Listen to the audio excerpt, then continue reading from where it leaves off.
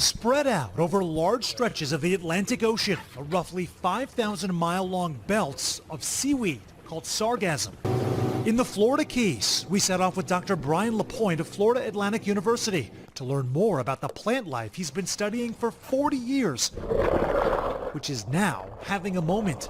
We've never seen so much sargassum early in the season, and so we are expecting this could be a record year. In the ocean, the seaweed's a critical sanctuary for marine life. I like to call it a fish factory.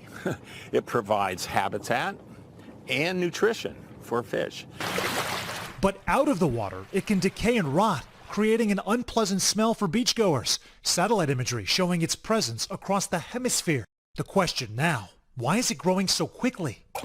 Lapointe uncovering a connection between chemicals like nitrogen found in fertilizer and human waste and sargassum. Those chemicals, which fuel its growth, are increasingly transported into our waterways due to extreme weather events driven by climate change. How have chemistry changes fueled the growth of this? We have seen a 35% increase on average in its nitrogen content. So more nitrogen, more growth. Sargassum has been around since humans have been exploring the ocean, but in recent years there's been an explosion of it, really starting in 2014. In 2018 there were 22 million tons.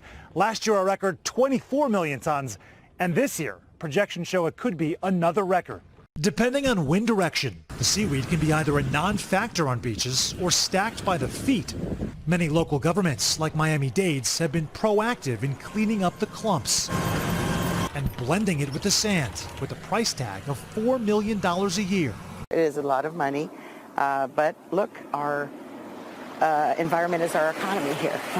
So it's money well invested. Mayor Daniela Levine Cava says the county's soliciting ideas for alternative uses and wants people to know the seaweed is safe. The beaches are open, they're beautiful. Back on the boat, Lapointe continues his lifelong exploration with one plain fact staring us in the face. Expect more of this, not less, in the future. Yeah, and that's what we're seeing. Sam Brock, NBC News, Summerlin Key, Florida.